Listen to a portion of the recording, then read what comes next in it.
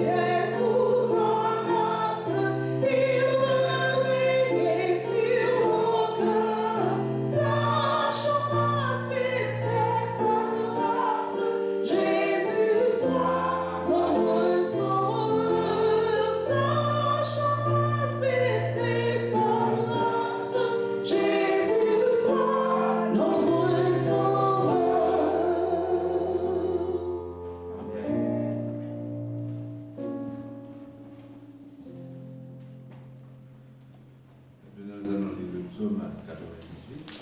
We'll now read Psalm 98.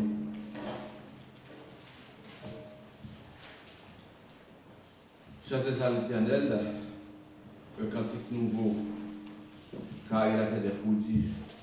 Sa droite et son bras saint lui sont venus en aide. L'Éternel a manifesté son salut. Il a révélé sa justice aux yeux des nations. Il s'est souvenu de sa bonté et sa fidélité envers la maison d'Israël. Toutes les extrémités de la terre ont vu le salut de notre Dieu. Poussez vers l'Éternel les cris de joie, vous tous habitants de la terre. Faites éclater votre allégresse et chantez. Chantez à l'Éternel avec la harpe chantez des cantiques, avec des trompettes et au sol du corps, poussez des cris de joie devant le roi, l'Éternel. Que la mer retentisse avec tout ce qu'elle contient. Que le monde et ceux qui l'habitent éclatent d'allégresse. Que les fleuves battent des mains. Que toutes les montagnes poussent des cris de joie devant l'Éternel.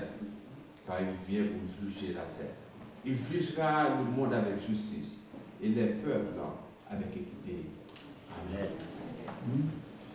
Now in English. Sing to the Lord a new song, for he has done marvelous things. His right hand and his holy arm have worked salvation for him. The Lord has made his salvation known and revealed his righteousness to the nations. He has remembered his love and his faithfulness to the house of Israel. All the ends of the earth have seen the salvation of our God. Shout for joy to the Lord, all the earth. Burst into jubilant song with music. Make music to the Lord with the harp and the sound of singing, with trumpets and the blast of the ram's horn. Shout for joy before the Lord, the King. Let the sea resound and everything in it, the world and all who live in it. Let the rivers clap their hands. Let the mountains sing together for joy. Let them sing before the Lord, for he comes to judge the earth. He will judge the world in righteousness and the peoples with equity. Amen. Amen.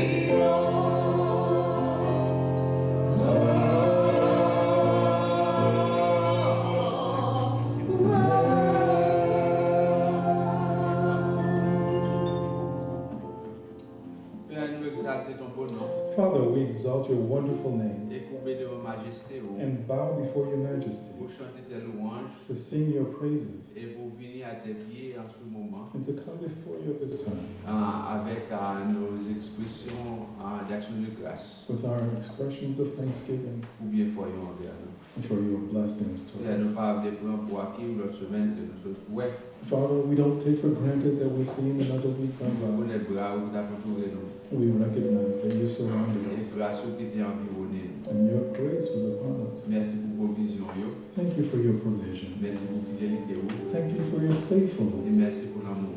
And thank you for your love. Ce service est consacré à t'adorer This service is consecrated to worship you et à proclamer tes bienfaits. and to proclaim your Mettez blessings. support sur lui-même Place your seal upon it pour encouragement cœur for the encouragement of our et hearts pour gloire grand nom. and the glory of your great name. Dans nous et la mérite sur le Jésus-Christ. In the name and merit of our Savior Jesus Nous Christ, avons régné He who lives and au reigns siècle des siècles. forever and ever. Amen. Amen. Là, c'est bien prier de s'asseoir. Would you please be seated?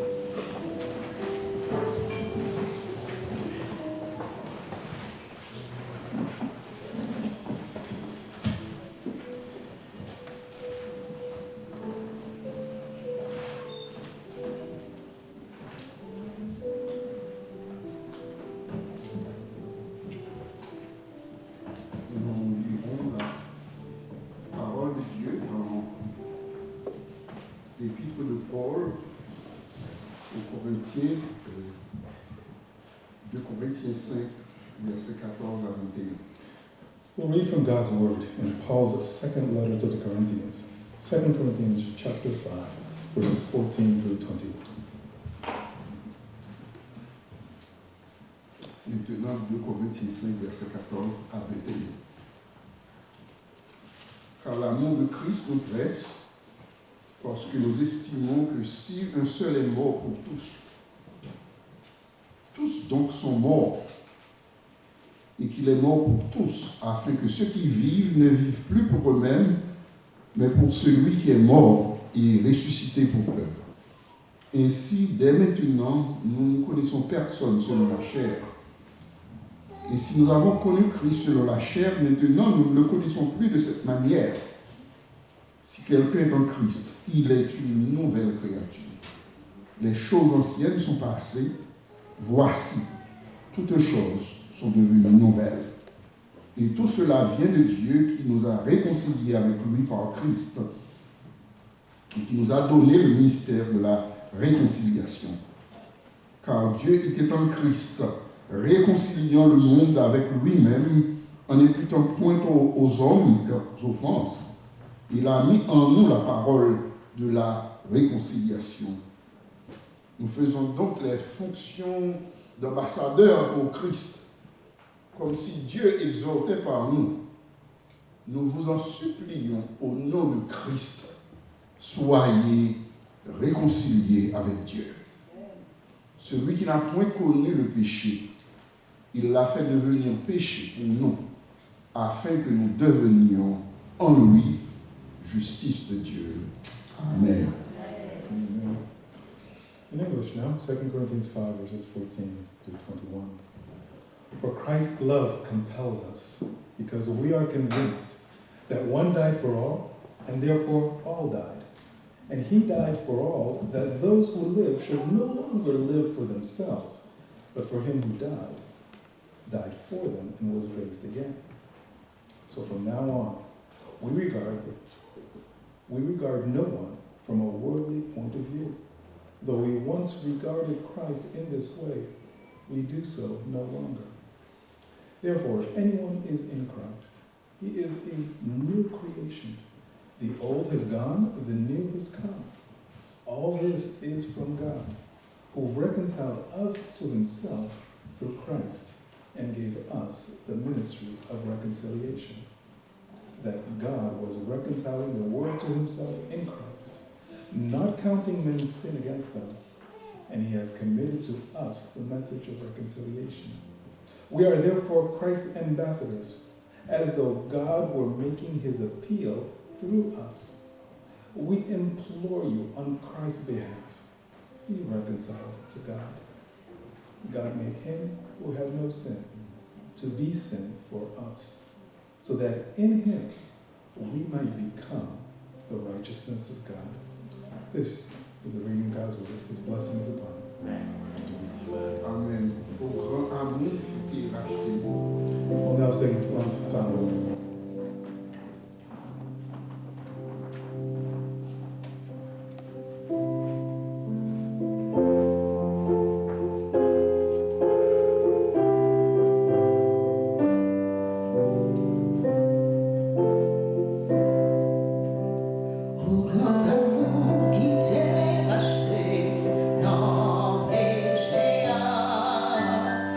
Paraissant, j'en vois essayer.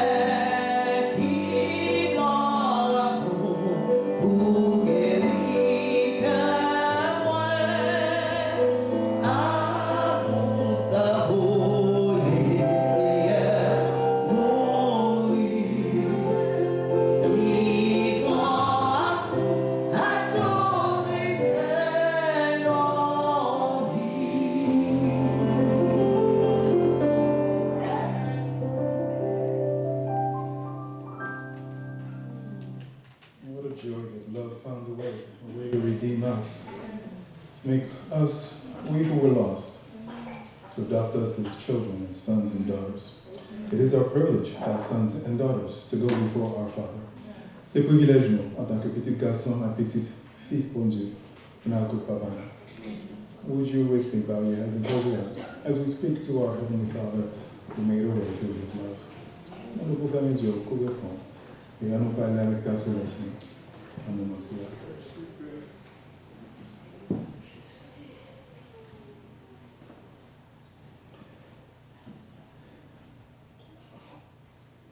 Heavenly Father, we recognize that you and you alone are God. And so we bring you our praise, our worship. We come to exalt you and lift you up.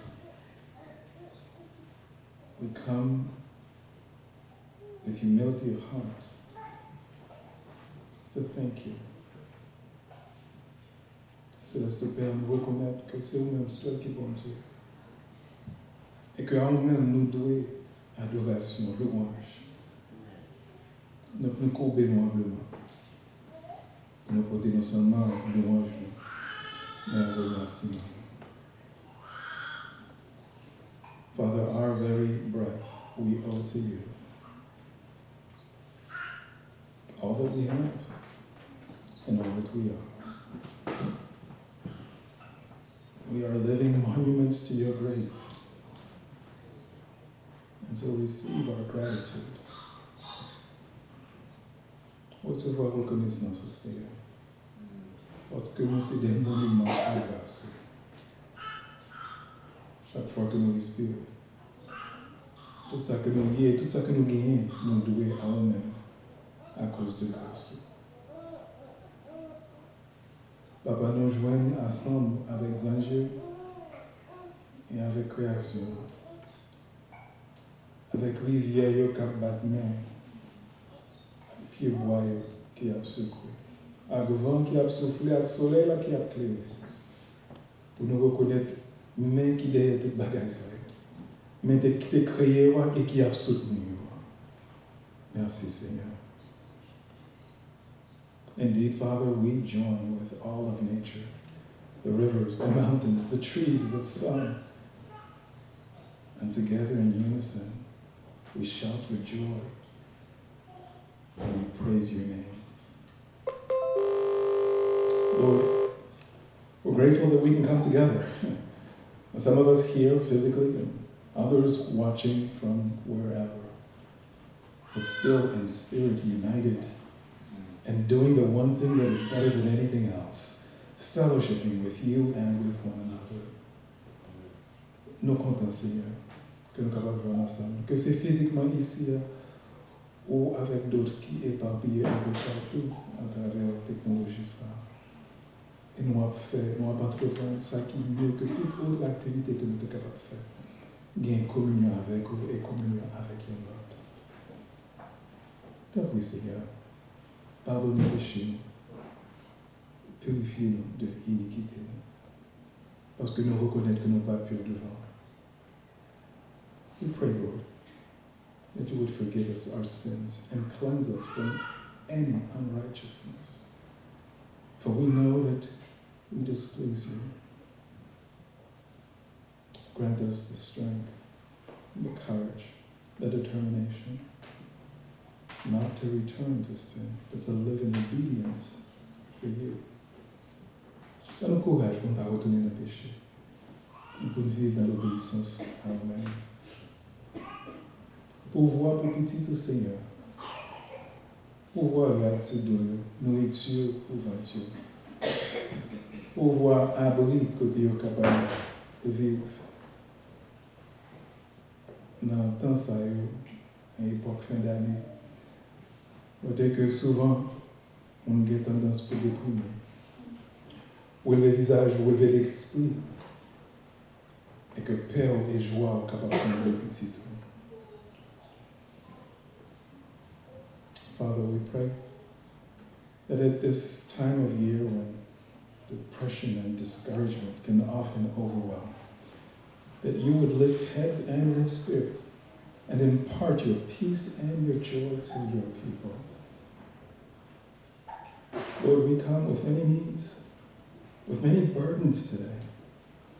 And because you invite us to cast them on you, we do so now willingly, but also confidently, knowing that you not only invite us, but that you can, that you are able, that you can bear and take our burdens, that you can hear our prayers and answer them beyond our expectations. And so, Lord, please impart peace to those who are troubled, impart strength to the weak, health to those who are sick or ailing. We pray, dear Lord, that those who are grieving and sad, who are mourning, would experience your comfort and your joy. Help me say, est-ce que vous invitez nous pour que nous portions souci nous faire de moi? Nous venons avec assurance, parce que nous connaissons là nous porter au bas ou capable de faire quelque chose pour nous. Tant pis, Seigneur. Bah, ils ont touché de guérison à ceux-là qui sont malades. Ça qui troublé accordé paix. Ça qui dans tristesse. Ça qui endeuillé. Pour voir le confort, la consolation avec joie. Tant pis, Seigneur. Fait que pendant que le corps nous peut-être capable d'assaillir par fatigue et maladie, que la âme nous était ferme parce que Saint-Esprit habitait là. Help us, dear Lord, while our outer bodies may grow weary, tired, and even sick, to remain strong in the inner self as your Holy Spirit dwells in us. We pray for young and for old, for men and for women, for parents and for children. We pray for those who are teachers and students in our midst, who around this time of year find themselves correcting papers or having to write them, taking exams, or having to dispense them.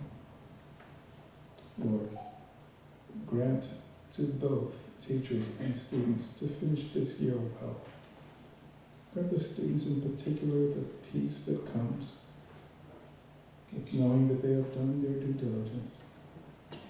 Help them to do their work, to study well, to have good recall, a solid intelligence, and to prove themselves in whatever ways their teachers and schools set before them.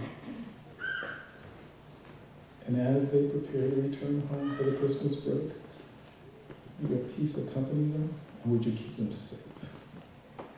Appelez Seigneur, accompagnez les étudiants et professeurs. Accordez pour que les diligents et étudiants la préparation pour l'examen, soit pour dispenser ou mieux pour le travail. Si vous avez un devoir pour écrire, préparation pour faire. Permettre que vous fassiez bien.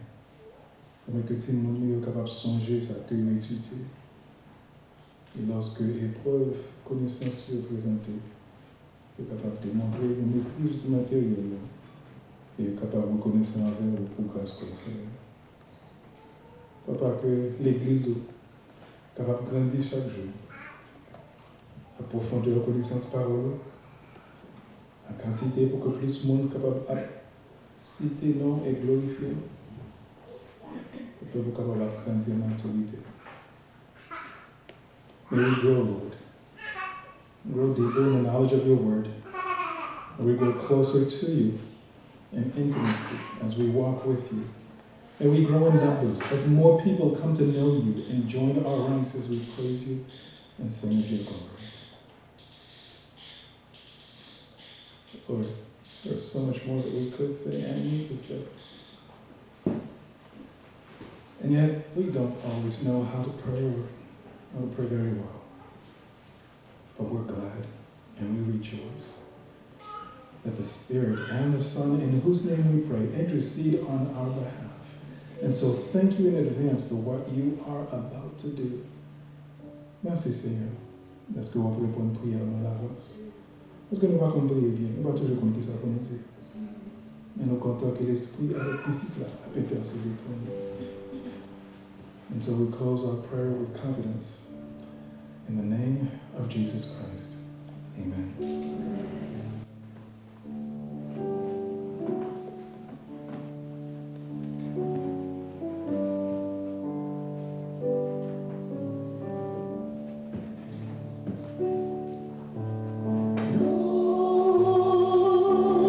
Let your light, light of your face, shine on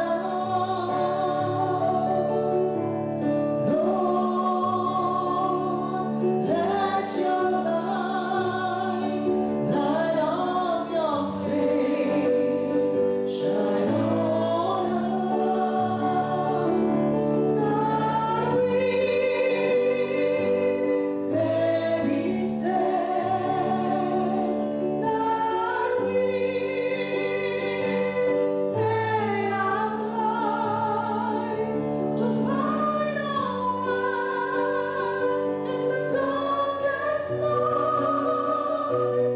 Let your light shine on us. Seigneur, que la lumière de ta splendeur brille sur nous. Seigneur, que la lumière de ta splendeur brille sur nous. Oui, pour nous sauver, pour nous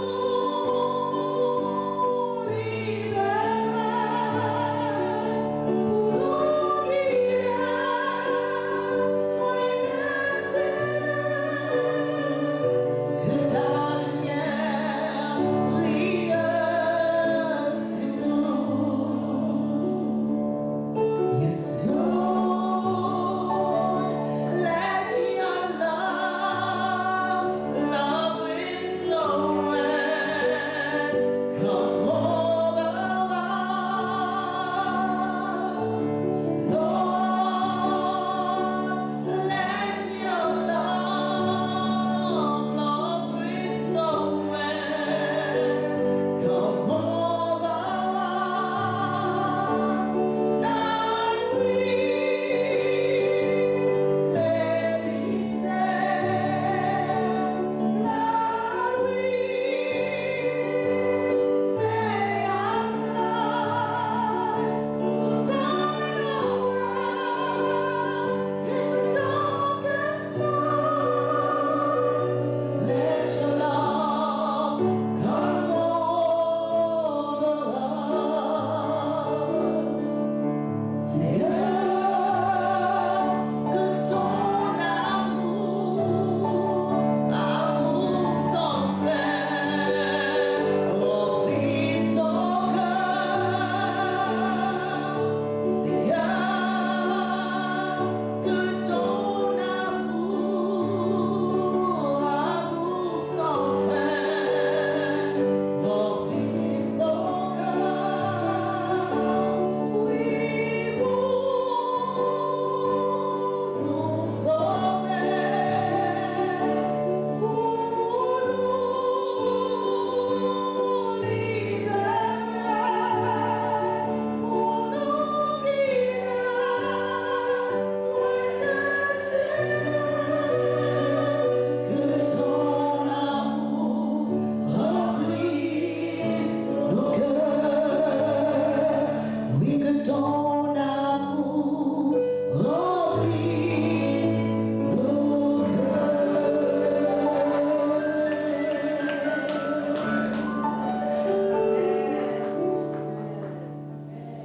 Ce chant traduit si bien. This song expresses so well Soit nous pour même ce matin. our wishes for you this morning, Que cœur ou inondé par l'amour du Seigneur. that your hearts will be overflowed, Et que With sa the love of the grâce de pleinement environner vous. and may His grace fully surround you. Merci pour votre présence ce matin. Thank you for being with us this morning. Important pour l'opportunité que nous gagnons pour nous adorer ensemble. Oh, we're glad for the opportunity to worship together. Et nous-mêmes nous rappelons en esprit et physiquement. We can do it in spirit, but we can also do it in person. Et que mon c'est de loin à suivre nous. And some are following us from afar. Donc, dis mon Dieu merci We thank God pour l'esprit qui fait réunion entre nous for the spirit that binds us all together, et que nous tous nous capables à contempler la gloire du Seigneur. causing us all to contemplate the glory of the Lord together. Que Dieu dans sa grâce infinie May God, in His infinite vous grace, bénisse abondamment bless you abundantly, et qu'il fasse déverser sur vous-même and may He pour out upon you en ses bénédictions sans mesure. His blessings without Que measure. le Seigneur soit avec vous tous. May the Lord be with all of you. Nous comptons voir les amis qui nous visitent à ce jour. We're glad to see friends who are visiting us today. Il y en a qui sont des amis habituels. Some are habitual Nous visitors. comptons vous gagner encore une fois avec nous. And we're glad to have them with us again. Nous aussi les reconnaître la présence de Michael David. We also want to acknowledge the presence of David Pléiade de condisciples. and several of his schoolmates. Et nous pas prendre le temps pour être individuellement. We won't take the time and embarrass them individually, Tant que nous simplement c'est tout cas comme un groupe. but all of you who are students from Gordon College, please stand up.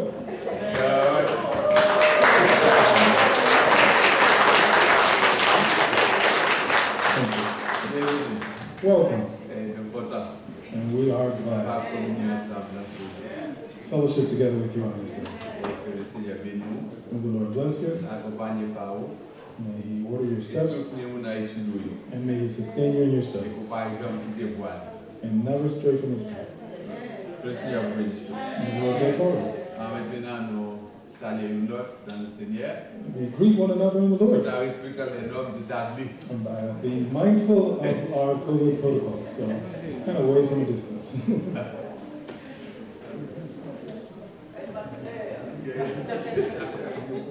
Living it all, Michael living it all. All right. So, guys, c'est nous capables ensemble. It is God's grace that we can be together. Et vous-même qui parlez là, vous devez vous écouler And you who were not here recently, et qui est avec nous ce jour. but who are here with us today, Nous comptons que nous avons réuni ensemble dans la communion. we're glad that we can once again retie the knot.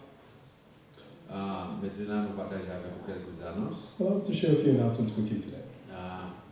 Tout d'abord, nous avons encouragé vous First of all, we'd like to encourage you à participer à tout service que le Seigneur rend possible pour participer. to participate in all the services that the Lord makes possible.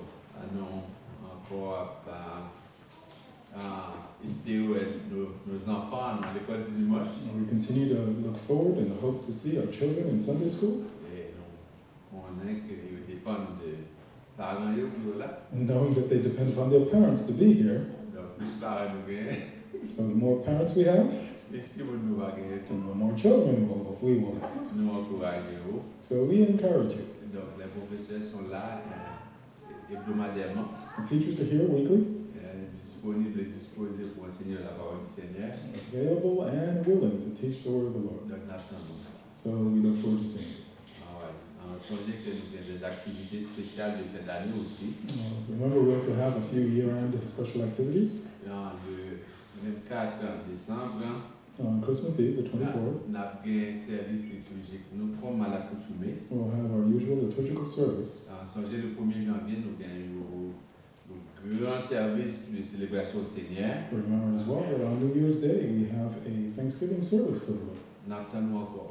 And so we look forward to seeing you then as well. Oui, ces circonstances actuelles, nous avons parlé sous traditionnel, mais nous avons là, cœur nous a mon Dieu pour apprendre. In light of current circumstances, we may not have our traditional soup, but we look forward to meeting with you and fellowshipping before the Lord. Et nous toujours côté cadeau pour le Seigneur, côté des offrandes spéciales au Seigneur aussi.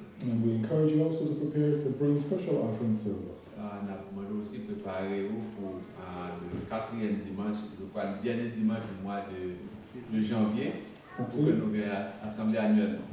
Please prepare even now, as on the 4th Sunday of January, we'll have our general, 5th Sunday, okay? Okay, it's going to be 5th? Okay.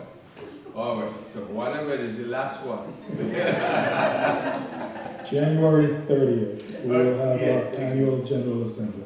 So, ça, on va faire plan pour qu'abriter avec nous, comme pour prendre une historicité de ministère nous ici, étant des rapports des différents leaders de groupe. And so plan to stick with us after the service as we share a little bit of the history of the ministry here and various activities that different groups handle here. All right. Voilà. Ok, donc c'était là nos annonces pour ce matin. And these are our announcements for the day. Si vous avez échappé, nous ne pouvons pas ça avant la fin du service. Anything we may have missed, we'll let you know before the end of the C'est le service fin du service. or during our future services. Maintenant, nous faisons silence et préparer que nous. Let us now quiet our hearts Pour and que nous prepare la parole du Seigneur to hear God's word. et pour nous préparer à cela, And in preparation for nous this, allons chanter Gloria Patri. we'll sing Glory to God.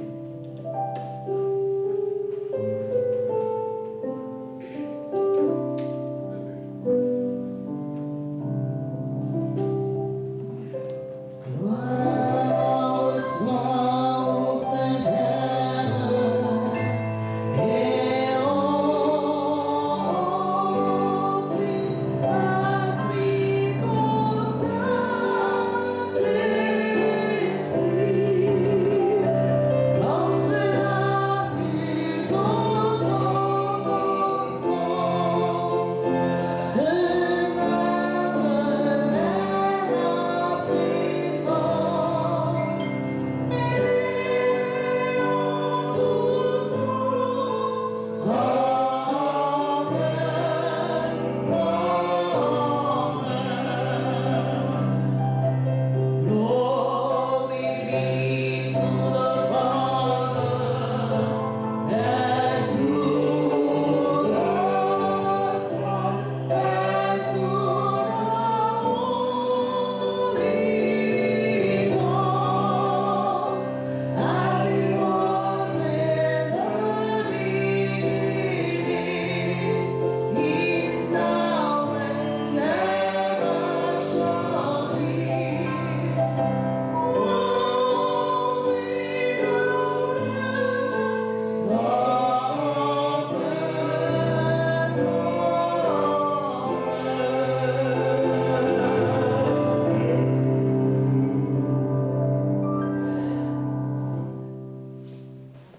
Well, may God's grace and His peace be with each and every one of you. Il ne fallait plus que paix gosse mon Dieu avec chacun de nous.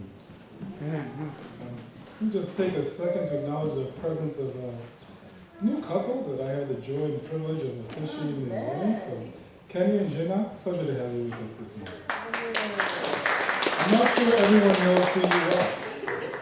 And so, at the risk of embarrassing you, which I am not too sorry to do, would you kindly stand up so that people can see your masked faces? Kenny, help her out. Thank you. All those nonsense. You can be seated. Jenna, I'm sure at some point this evening, oh, you want me to move on, leave you alone? Okay. All right. I'm not sure why you were doing that, but waving this hand and this finger in particular. Okay.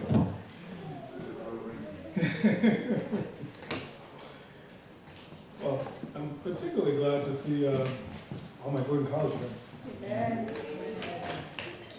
I remember my days in college, and I woke up early to go to church every Sunday, but I knew it was not easy. It wasn't easy for many of my friends, but in particular to be at a church where you're hearing half the time a language that you don't understand makes me even more grateful, the fact that you're willing to join us this morning. For the rest of you, je remercie Hélène Gordon d'être là, surtout pour participer à adorer avec nous, et surtout le fait que la moitié de sa capture est pas bonne. Donc c'est une joie pour que nous gagnions avec nous. Je pense que vous comprenez tout, si que un petit penchant plus vers l'anglais que ce créole matin. On bien créole, mais capable un petit penchant, un petit force côté. All right, well, if you have your Bibles, you can open them in 1 John chapter 4. If you don't worry about it. The text will be printed for you on the screens. Vous pouvez ouvrir la Bible dans 1 Jean chapitre 4.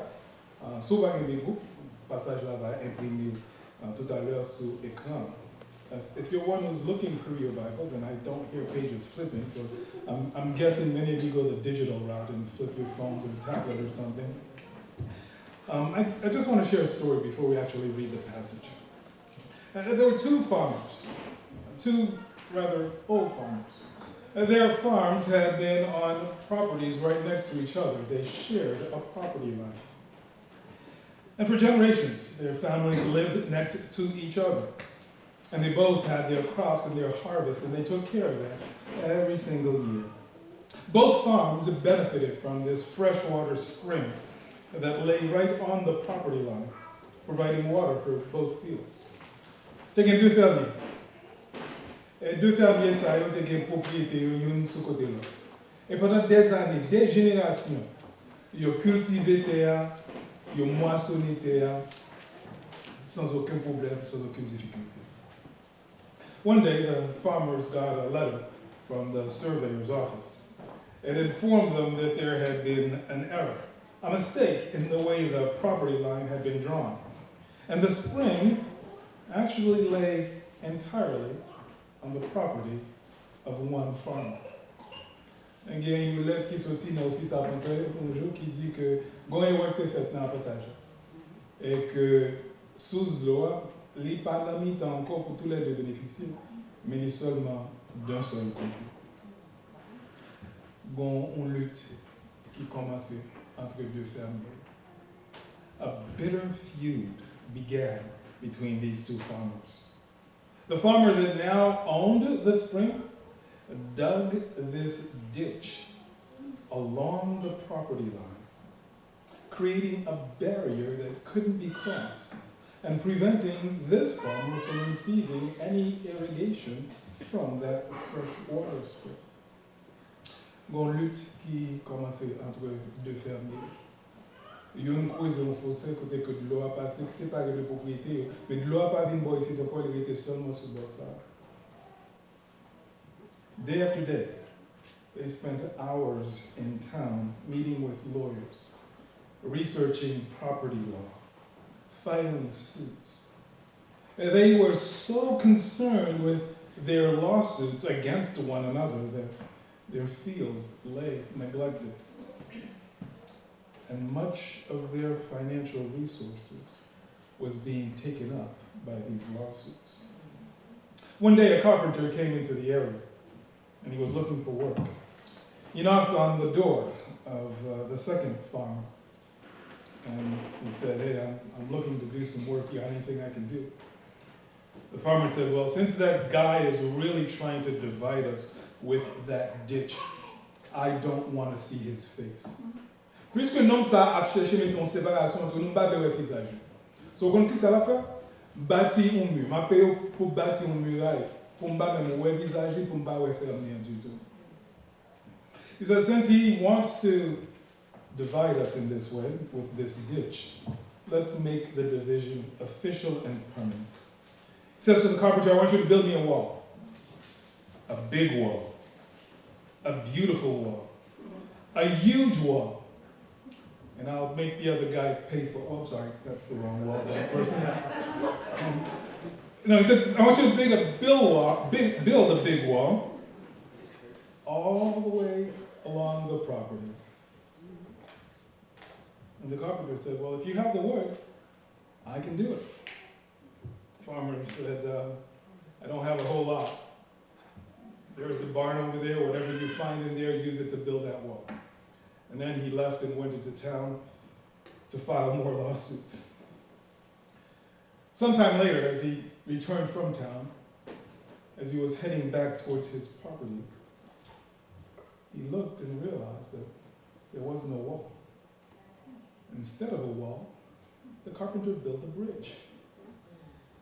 As he pulled into his driveway, and he was barely getting out of his car, that the first farmer was coming across the bridge. With his arms outstretched, he said to him, "You're a better man than I am. You made the first move towards reconciliation. Can you please forgive me?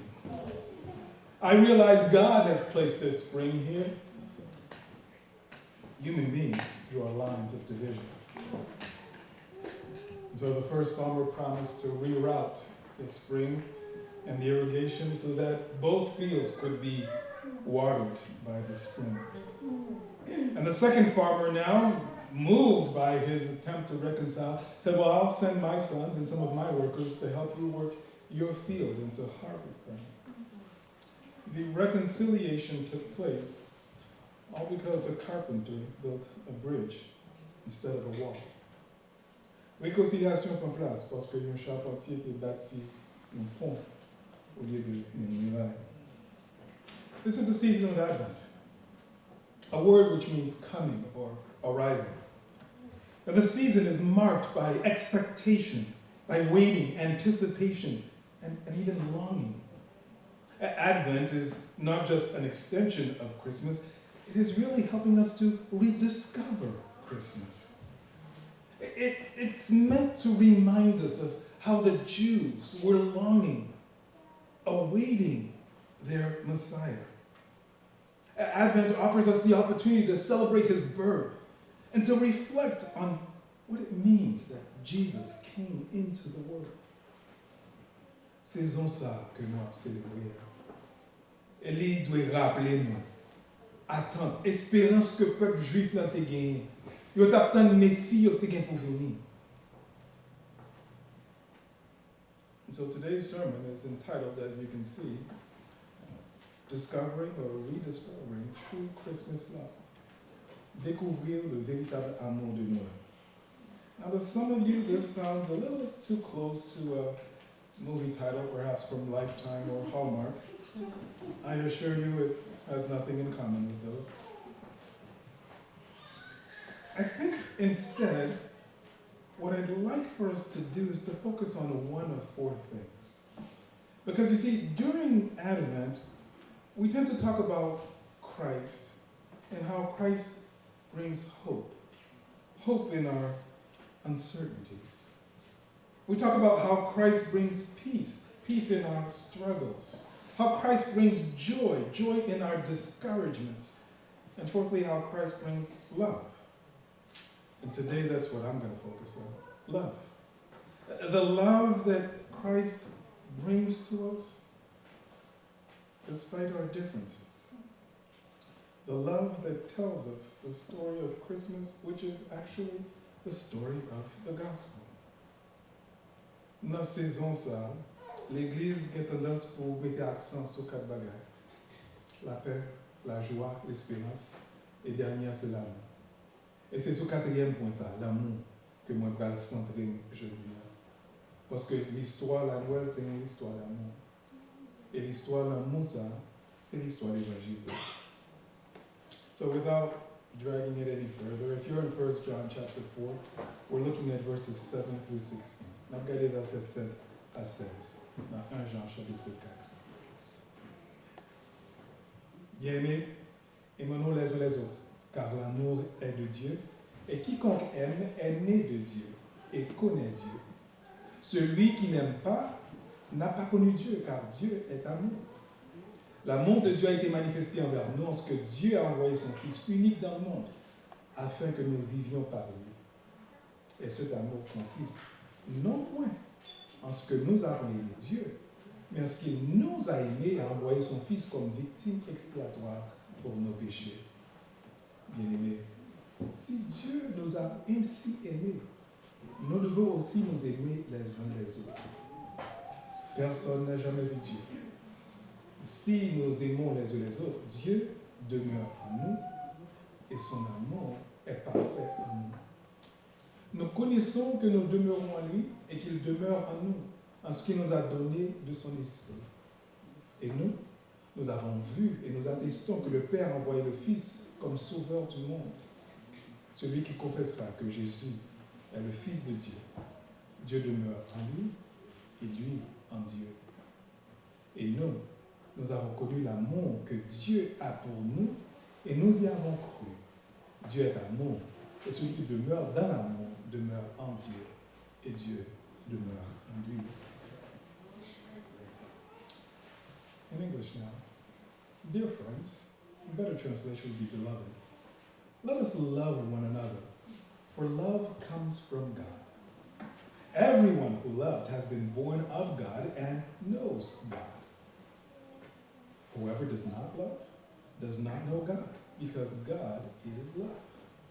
This is how God showed his love among us. He sent his one and only Son into the world that we might live through him. This is love. Not that we loved God, but that he loved us and sent his Son as an atoning sacrifice for our sins. Dear friends, or beloved, since God so loved us, we also ought to love one another. No one has ever seen God, but if we love one another, God lives in us, and his love is made complete in us. We know that we live in him and he lives in us, because he has given us of his Spirit. And we have seen and testified that the Father has sent his Son to be the Savior of the world. If anyone acknowledges that Jesus is the Son of God, God lives in him and he in God. And so we know and rely on the love of God, the love God has for us. God is love. Whoever lives in love lives in God and God in him. Let's pray. Precious Lord, I pray that today, as we partake of your word, that your Spirit would speak to our hearts. Help us to understand that your love breaks down every barrier that divides us, but especially the biggest barrier of all. Tant pis, Seigneur, parle avec nous aujourd'hui et permettre-nous de comprendre comment que l'amour détruit de grandes barrières, mais surtout plus grandes barrières. C'est dans le nom de Jésus que nous prions. Amen. Well, it would help if we started with a definition of love. Only sometimes we get more interesting answers from children. And so when asked what is love to a bunch of 6 and 7-year-olds, we got the following answers. Their answers are rather interesting. One said, love is when your puppy licks your face, even after you've left him home alone all day. L'amour, c'est le petit chien là, venu chez vous, un jour, ma côté qui était là, pour monter pendant toute journée. Another one said, well, love is when my mommy makes a cup of coffee for my daddy and takes a little sip before she gives it to him to make sure it tastes okay. Because l'amour, c'est le maman m'a fait café pour papa, mais puis il a goûté pour faire sûr qu'il est exactement bon goût avant de baler. A third one, this one was from a boy. It says, when someone loves you, the way they say your name is different. You just know your name is safe in their mouth. I just wonder, what kind of experience does a 7-year-old have? Another one very thoughtfully responded, you really shouldn't say I love you unless you mean it. But if you mean it, you should say it a lot, because people forget. Pas dire au monde aimer ou pas vraiment mine qu'on aime. Mais sous dire, il faut dire souvent, parce que mon est tendance à oublier. The last one more, right? This one's from a 7-year-old named Bobby. Bobby says, love is what's in the room at Christmas if you stop opening the presents and listen.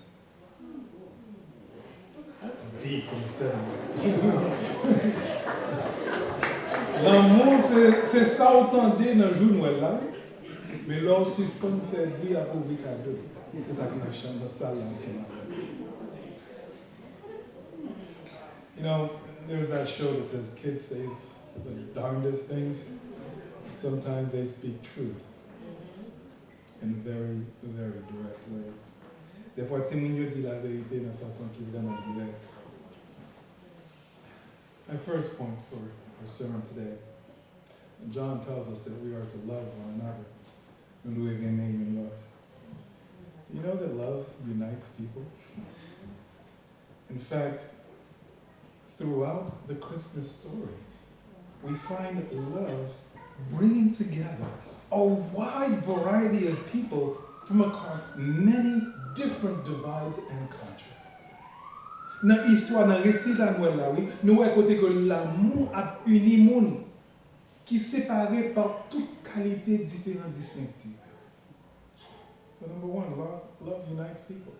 And let me show you a few instances of how. In the Christmas story, love united generations. L'amour unifiait des générations. If we walk through the Christmas story in order, we start with Zechariah and Elizabeth, and then Mary and Joseph, the old couple and the young couple. And after Jesus was born, the young couple was united with two senior adults again when they went to the temple, a prophet named Simeon and a woman named Anna. Love unites people, love unites generations. But love also unites the sexes in the Christmas story. L'amour également unit différents sexes. Women are featured prominently in the story of Jesus' birth. Matthew actually begins his gospel with a genealogy. And stunningly, surprisingly for a Jewish writer, he includes the names of 5 women. Well, okay, one isn't mentioned by name, but she's referred to anyways. Tamar, Rahab, Bathsheba, and Mary. Depuis la généalogie Jésus-Christ, Matthieu commence à faire allusion à des femmes qui ont un bagage extraordinaire. C'est pas parce que fait pour inclure nos filles dans la généalogie. Luke's gospel tells the story from the point of view of women, from Elizabeth and Mary, sharing their pregnancy stories with one another. And Mary even, quote unquote, treasuring all these things in her heart. Not to mention that Joseph was about to break off his engagement with Mary until an angel talked him out of that.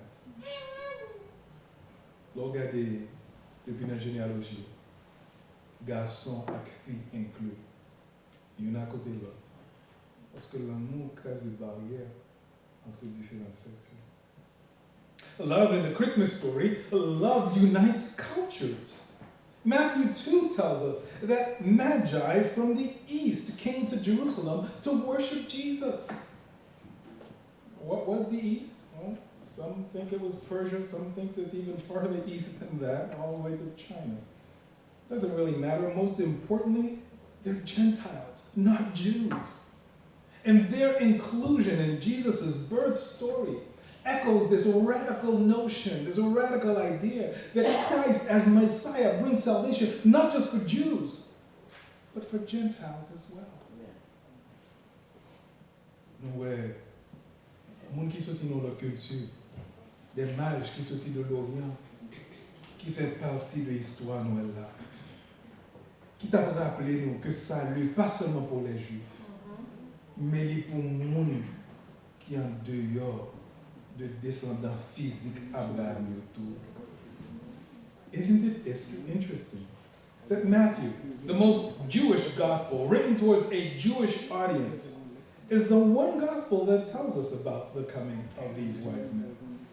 And isn't it interesting that Luke, the Gentile, in his telling of the story, tells us that the infant is presented to the temple in keeping with Jewish custom. Christmas love unites cultures. So it unites cultures, it unites genders, it unites generations, but Christmas love also unites classes. Il unit monde de différentes couches sociales. You have the wealthy magi and the lowly shepherds. Shepherds who are considered the bottom rung of society.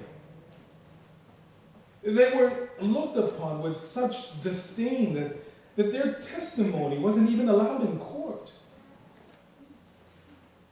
And yet they were among the first to hear the news of the birth of Messiah.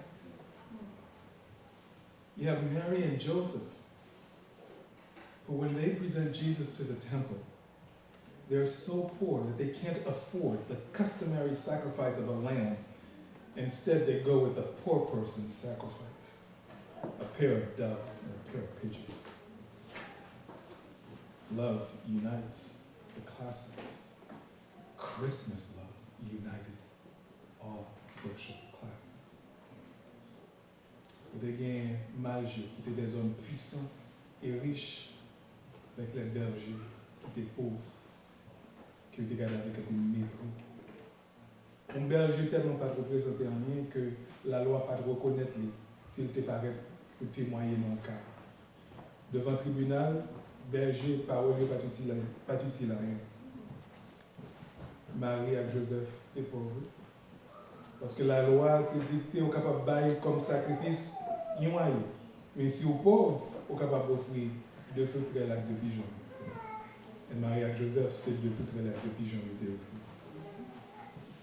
In fact, Christmas love united all of creation, really. Les unis la création tout entière. Shepherds come together with angels. The earthly and the heavenly. Ou bien ça qui terrestre, ou bien ça qui céleste. Et pour témoigner l'amour de la Noël, tout unis ensemble. Creation itself gets it on the act. You got a star shining, guiding the Magi. You have stable animals witnessing the birth of Messiah. Christmas love indeed united all of creation. The cast of characters that God assembled for the arrival of His Son is far from my expectations and perhaps even yours. Peut-être que si moi, avec nous, t'as préparé pour me voir petit bon Dieu dans le monde, nous t'as préparé pour belle limousine, nous t'as parlé tout dignitaire, nous t'as préparé un orchestre qui peut jouer, et puis pour baler, nettoyer, et puis belle, et puis gros côté. Mais c'est pas comme ça que mon Dieu te fait. Il prend naissance dans l'étable, par une bête. Bon Dieu surprend nous tous. Interesting, isn't it? But that's what the love of God does. C'est ça que l'amour bon Dieu fait, oui. It builds bridges between people that would otherwise be divided. Divided by age, divided by gender, divided by social class or culture, and even by religion. L'amour, la Noël, c'est ça que le fait. Écraser toute barrière de séparation, ça. Pour les unir monde dans l'amour bon Dieu. Could Jesus have united any more divisions simply by being born? Par naissance, oui, Jésus crasait toute barrière, ça. Imaginez-vous à travers la vie qui s'est fait. And that's why in Galatians 3, verse 28, Paul tells us that in Christ there is neither Jew nor Greek, neither slave nor free, neither male nor female, for you are all one in Christ Jesus. En Christ, pas de esclave ni libre encore, pas de juif à grec, pas de mâle ni femelle, nous tous nous faisons une en Jésus-Christ. Why could such a simple work do so much to bring people together? Comment est-ce que naissance ou petit bébé est capable de faire autant pour rassembler le monde, nous qui avons toutes différences ensemble? Jesus can do this because of a second point. Love not only unites people, but love is embodied in Christ. Jésus, c'est l'amour personnifié. The Bible talks about love in many places. God is love, and the Bible is His love story for all of humanity. From creation, God made people and shared time with them in the garden. He was their companion. They were His children. But when sin entered the world, bringing death, brokenness, separation, it put a barrier between us and God. But He continued to do His work. He continued to cut a covenant with human beings. And through generation after generation, He worked His plan and promised Messiah to to make a way to restore his relationship with humanity. And that Messiah was Jesus. He's described as the groom to his church, the bride. And this relationship that God wants us to have with him, it is through Jesus. Bon Dieu voulait pour nous avoir une relation avec lui à travers Jésus. Il était une relation avec l'humanité dans le jardin d'Éden. Le texte là dit nous comme ça que Adam a joui de communion sans interférence avec bon Dieu. Mais le péché lui met de séparation entre l'homme avec bon Dieu. Et bon Dieu t'a créé un plan pour restaurer une relation entre lui-même avec l'humanité. The Apostle John eloquently describes the love of God in this 4th chapter. Dans le 4e chapitre, ça, Jean passant Pierre l'a décrit l'amour de Dieu. Au fait, dans 9 versets, ça, Jean parlait de l'amour plus que dans quelle autre section dans toute la Bible. In fact, in these 9 verses in 1 John chapter 4, John speaks of love more than any other passage in all of Scripture. And it's worth looking at it again. But this time, allow me to count for you how many times the word love or loves appears just in these few sections. Dear friends, let us love. There's one another. For love, too, comes from God. Everyone who loves, there's 3, has been born of God and knows God. Whoever does not love, there's 4. And if I keep going, I count 13 times in these few verses that John uses the word love in one form or another. 13 fois que l'apôtre Jean utilise le mot amour dans une forme ou une lettre dans ce passage-ci. It's incredible. But verse 10 is particularly meaningful. Verset 10 est significatif en particulier. Parce que là, il dit nous que bon Dieu voyait petit lait comme un sacrifice expiatoire pour les péchés. In verse 10, he tells us that God sent his Son to be the atoning sacrifice for our sins. The ESV uses the word propitiation. It means a payment for or satisfaction of. Jesus came to cover our sin, to pay our debt, to satisfy God's holy wrath. Jésus est venu pour satisfaire colère bon Dieu, pour payer la rançon que moi encore nous pas besoin de payer. God is love and he personifies love. Bon Dieu c'est l'amour.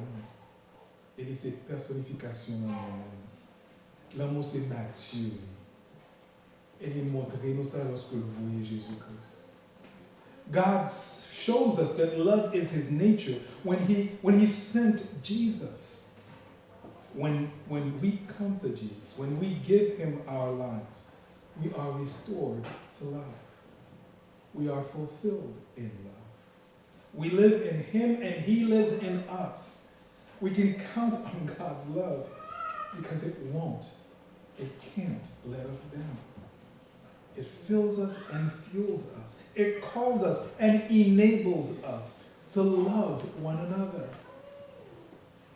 And that brings us to the 3rd point. Ça amène-nous à 3e point. That love defines Christians. L'amour définit, c'est caractéristique de marque d'un chrétien. Love unites people, love is embodied in Christ, but love defines the Christian. Now, if I were to come here and show you guys a few logos, car logos, right? I bet you could guess which car make it represented. If I showed you a circle, and within that circle there was a V and underneath it there's a W, what car make is that? Volkswagen, yeah, okay, very good. I could do a few more cars, but I think you get the point. When you see a car drive by, you may not recognize it at first, but you look for that brand logo, and that tells you who the car maker is. Well, folks, if we're Christians, and we want people to know that we're Christians, rather than put fish stickers on our bumpers, they will know we're Christians by our love. if you're going to put a cross or a fish on your car, but when people cut you off, you give them that universal one-finger salute, you're no longer showing that you're a Christian, because that is not love. L'amour, mon Dieu, il définit chrétien. Et c'est caractéristique chrétien.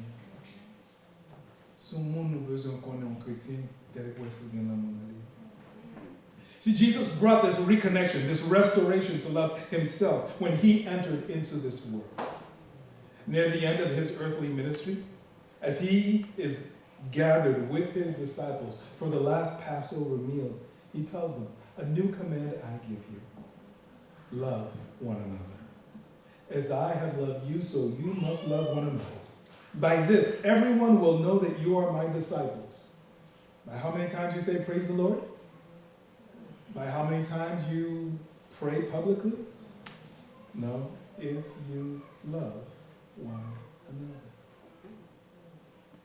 Lorsque Jésus t'a partagé le dernier repas Sainte-Seine avec les disciples, les réunis dans la chambre haute, et puis il dit, "Ma bannou un nouveau commandement, mais commandement que bannou, remets l'autre.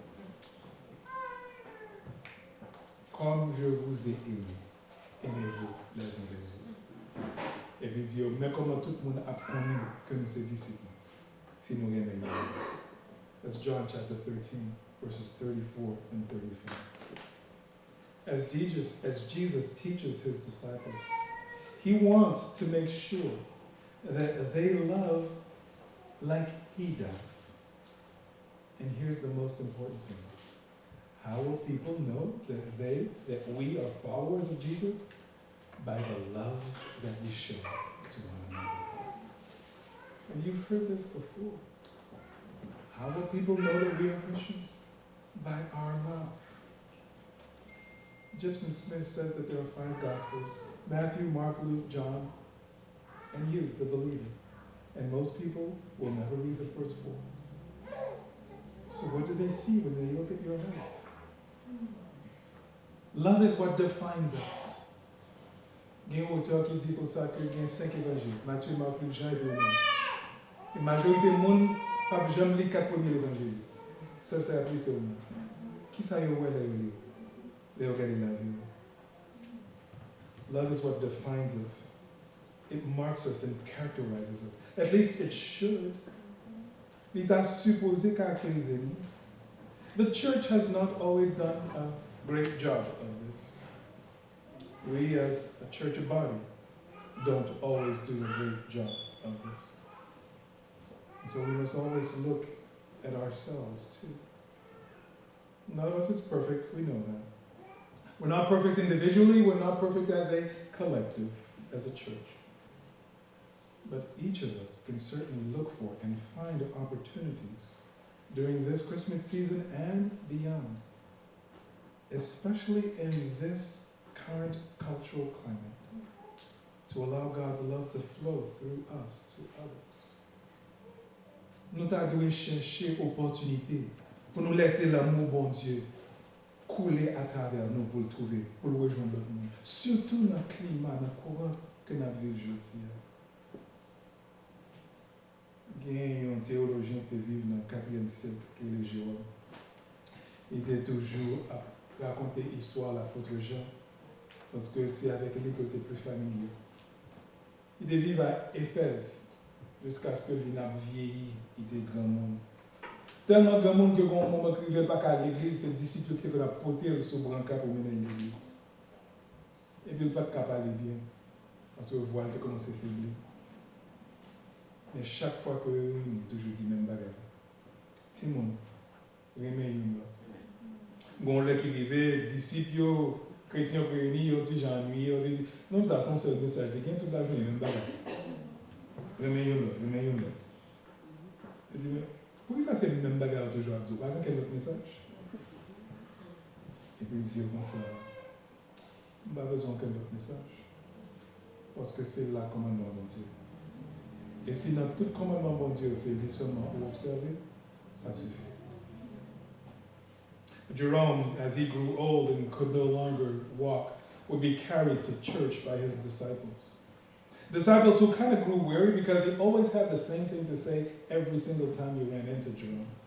It was, little children, love one another. And one day, annoyed, they just looked at him and said, don't you have anything else to say? You repeat the same thing over and over again. Why do you do this? And Jerome replied in a line that's worthy of John. He says, because it is the Lord's commandment. And if it alone among the commandments is kept, it is sufficient. The author reminds us that Moses gave us 613 laws. David reduced them to 15. Isaiah brought them down to 11. Micah reduced them to 3. To do justice, to love mercy, and to walk humbly before the Lord your God. When Jesus was asked by an antagonist what the greatest commandment was, amazingly, profoundingly, he answered. He could have reduced it to 1, but he didn't. He reduced it to 2. He said, love the Lord your God with all your heart, mind, soul, and strength. And then here's the second one, which is like it, to love your neighbor as yourself. On these 2, he said, hangs the entirety of the law and the prophets. Why 2? Why not 1? Well, because the second is a necessary corollary to the first. If you love God, you will love your neighbor. And so they're really 2 parts of the one whole. Mais comment bon Dieu résume toute la loi? Amour pour lui, amour pour prochain. This kind of love is not fleeting, my friends. Genre d'amour, ça, c'est pas un amour qui vacille. It's not like this young man who spent an entire evening telling a young woman how much he loved her. He told her he couldn't live without her. And he would swim across the deepest ocean and travel through the most arid desert. That he'd go to the ends of the world for her. Yeah, even go through fire and die for her. And as he was leaving, he said, I'll see you tomorrow if it doesn't rain. It's not the kind of love God has in mind. Not the kind of love that fluctuates with circumstances or depends upon situations. It's a love that is steadfast. It's a love that, well, my 4th point, it's a love that restores what is broken. You see, love unites people, love is embodied in Christ, love defines Christian, and love restores what is broken. Can I just be real for a little bit here? I'm growing old. Someday I may have grandchildren, and you guys may have children. And you're going to look back upon these times, and they will ask you, what was it like? And some of you may be compelled to talk about a certain pandemic that changed everybody's life, including how we worship. En pile nan nou ap tante lorsque petit nou mande nou comment tan sa yo te pour nous parler de une pandémie et comment elle change la façon que nous vivons. When I look back at the past couple of years, it's not really the pandemic that strikes me the most. What really strikes me is the division, the divisiveness that we have been living. It seems that this world is this dumpster fire of quarrels and fights and disputes. Division between black people and white people. Division between red states and blue states. Division between vaxxers and anti-vaxxers. Between people who will wear a mask and people who won't. Even division between people about justice. Whether to label it social, racial, just justice. It seems that our culture, this nation, the land of Haiti that has given birth to many of the adults here, has multiplied the ways to divide us. It seems that the us versus thems have been running the show for a while now. But this is actually nothing new. There's been a us versus them since the Tower of Babel. When God confounded the languages so that people who spoke similar languages started gathering together. That's why Jesus' teaching seems so radical. Jesus said, you've heard it said that love your neighbor and hate your enemy. But I tell you, love your enemies. Pray for those who persecute you. That's Matthew 5, verses 43 and 44. Throughout his ministry, Jesus continually reached across the chasm of separation and exclusion. He befriended hated tax collectors, even invited one, Matthew, to become one of his disciples. He taught that if a despised Roman soldier who was occupying and oppressing them forced them to carry his pack for a mile, that you should offer to do it for 2 months instead. He spoke to a Samaritan woman at the well, which broke a couple of social taboos of the day. Jews didn't speak to Samaritans, and a Jewish man didn't speak to a woman, certainly not in public. In fact, in one of Jesus' most famous parables, he made the hero of the story a Samaritan, which today would be the equivalent of telling a story to Jews and making the hero a Nazi German. Jesus was constantly seeking to bring people together, to cross borders, to tear down barriers, to reach over disagreements. And the only way is through love. And John tells us in 1 John 4 here, verse 18, that there is no fear in love, but perfect love drives out fear. Love overcomes fear of the other, who may not look like us, sound like us, or share the same perspective or experience as us. Trop division, trop séparation, je veux dire. Séparation entre noir et blanc.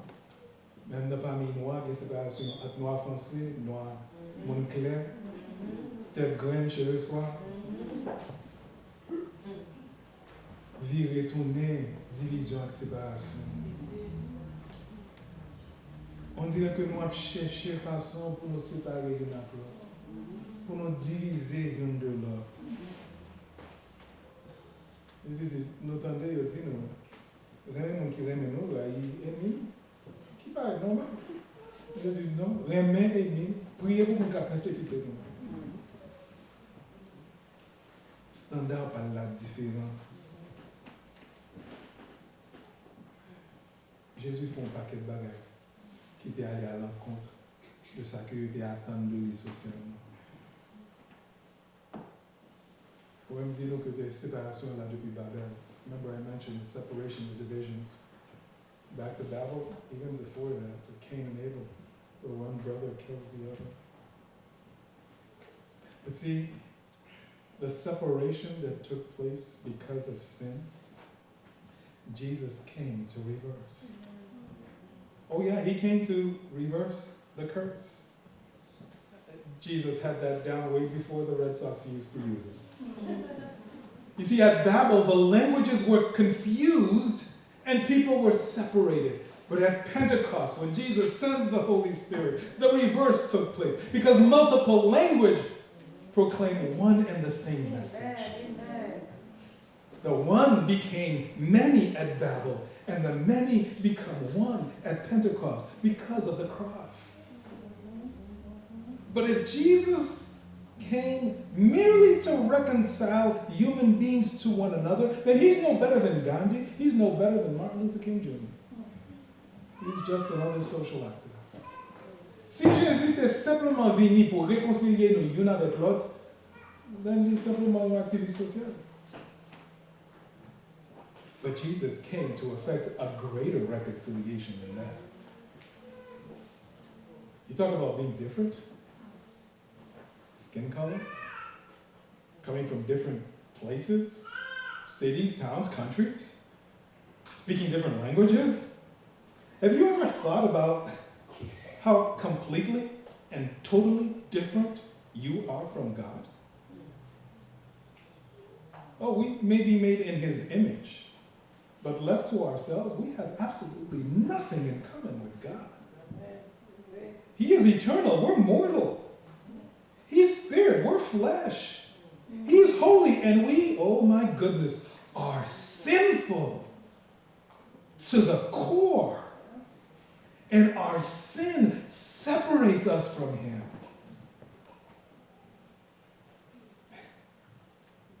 But remember our reading from earlier in 2 Corinthians chapter 5? Songez lecture nous dans 2 Corinthiens chapitre 5. On dit différent que nous capables de certains d'entre nous. Nous beaucoup plus différents que bon Dieu. De bon Dieu. Mais dans 2 Corinthiens chapitre 5, verset 14. For Christ's love compels us, because we are convinced that one died for all, and therefore all died. And he died for all, that those who live should no longer live for themselves, but for him who died for them and was raised again.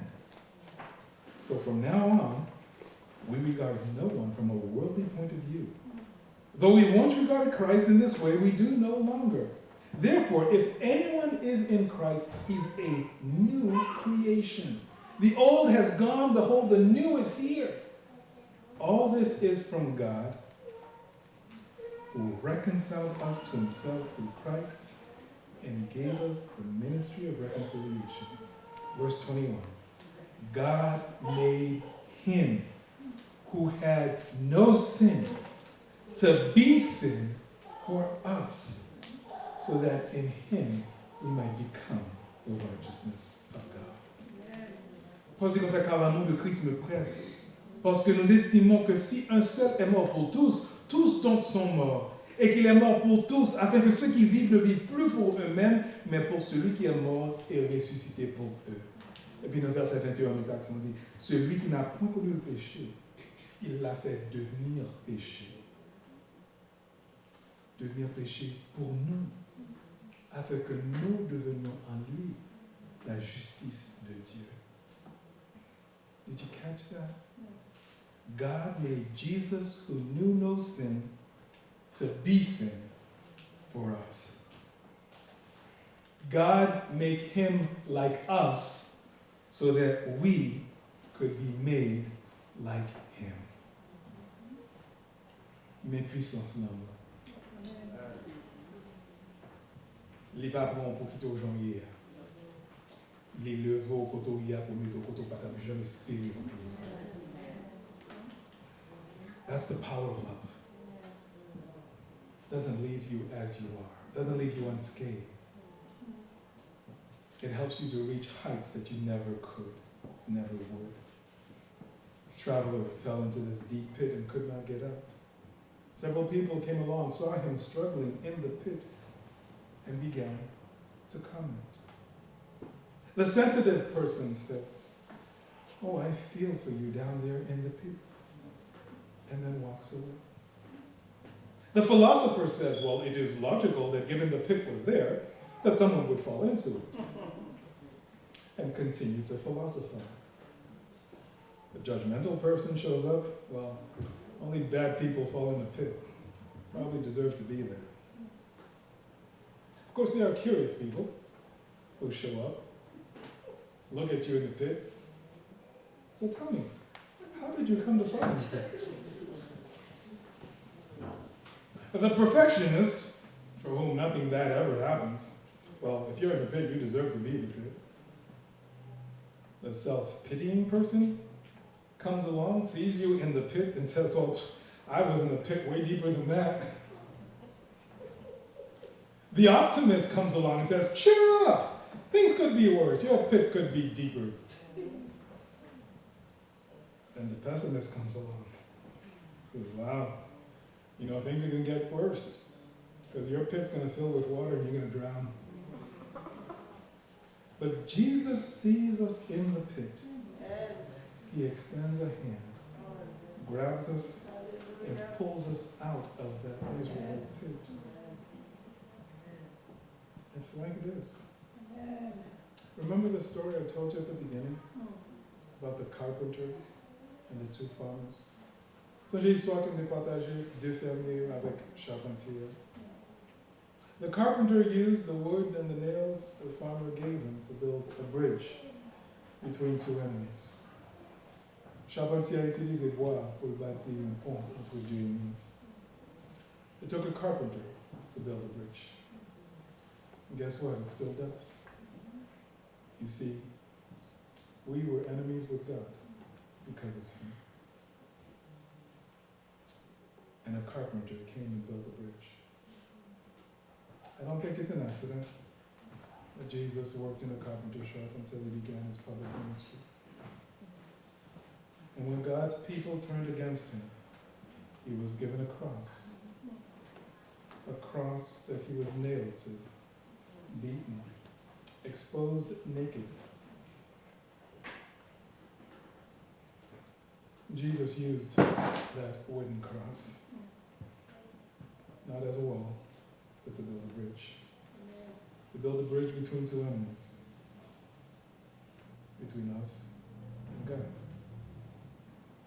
And he was so good at building a bridge that on that day, as he hung and the sun went out like a light bulb, when he cried out, "It is finished,"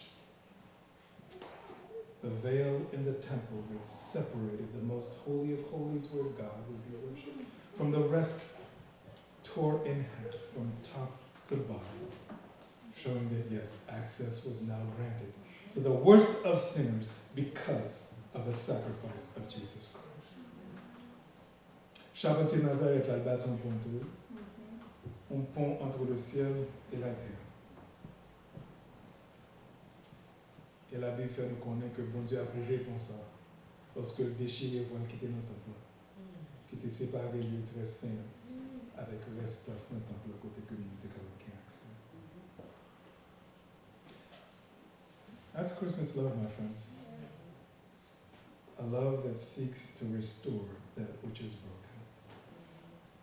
A love that defines Christians. A love that is embodied in Christ. A love that unites people.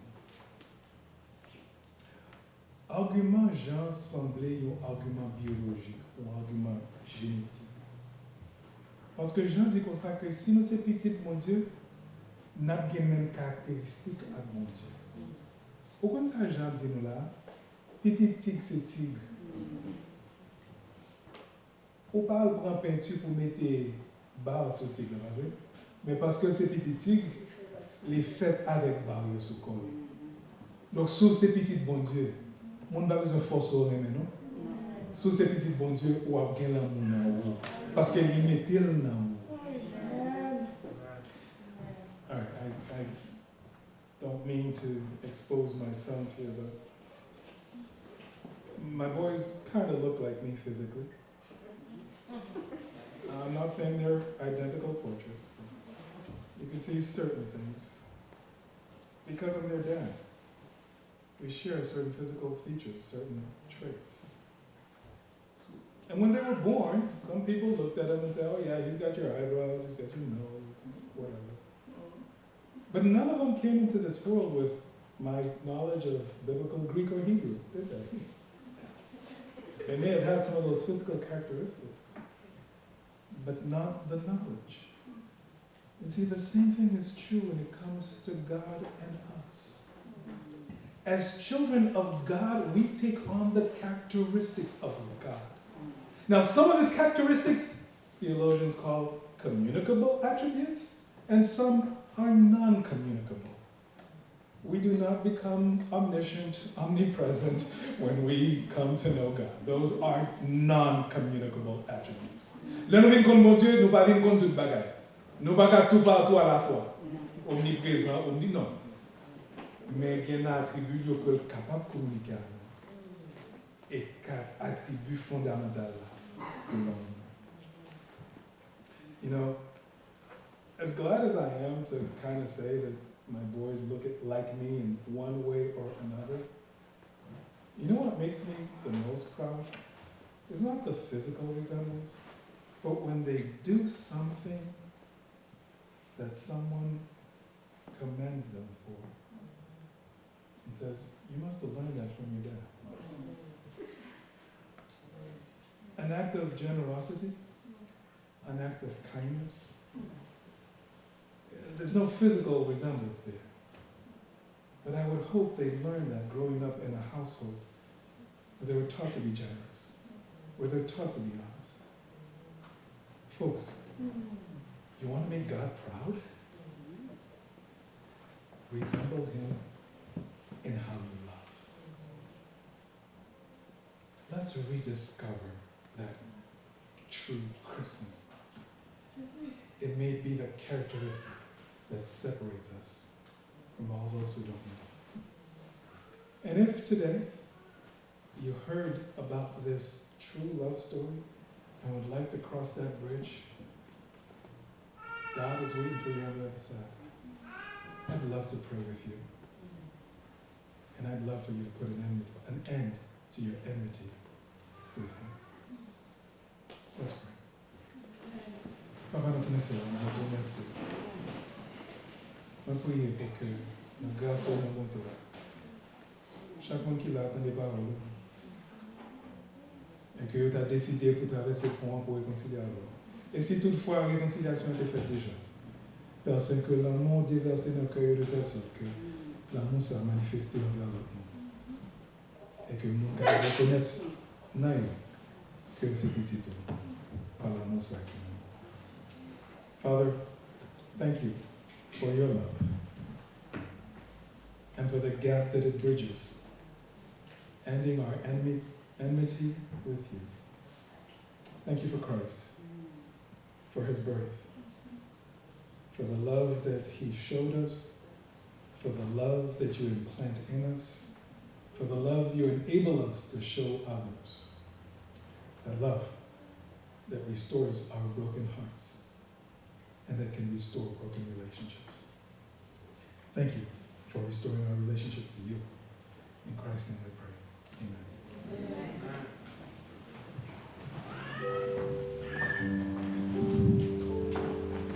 We'll go ahead and sing in closing, Down from His Glory. Now, campaign, I'm chanting ensemble pour terminer. May you ready, restore.